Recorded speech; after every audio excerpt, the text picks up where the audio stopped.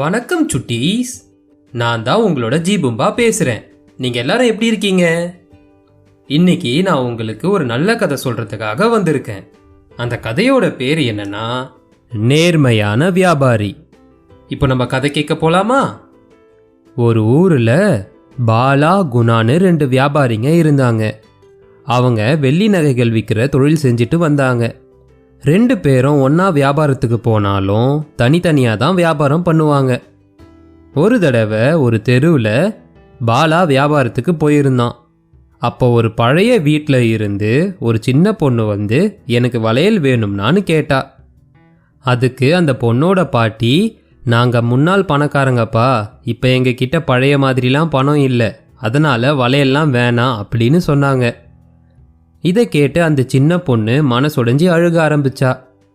அந்த சின்ன பொண்ணு அழுக ஆரம்பிச்சதால மனசு மாறின அந்த பாட்டி ஒரு பழைய விளக்கை எடுத்துட்டு வந்து இதுக்கு பதிலாக ஒரு வளையல் கொடுங்கன்னு கேட்டாங்க. அந்த விளக்கை பார்த்த பாலாக்கோ ஆச்சரியமா இருந்துச்சு. அந்த பழைய விளக்கு தங்கத்தால செய்யப்பட்டது. இது தெரியாம அந்த பாட்டி வளையலுக்கு மாத்தா கொடுக்குறாங்களேன்னு நினைச்சான். இருந்தாலும் அவங்கள ஏமாத்த நினைச்சான் பாலா. நம்ம என்ன பண்ணலாம், இவங்க கிட்ட இன்னும் கொஞ்ச நேரம் பேசி இருக்கிற பொருள் எல்லாத்தையும் வாங்கிடுவோம்.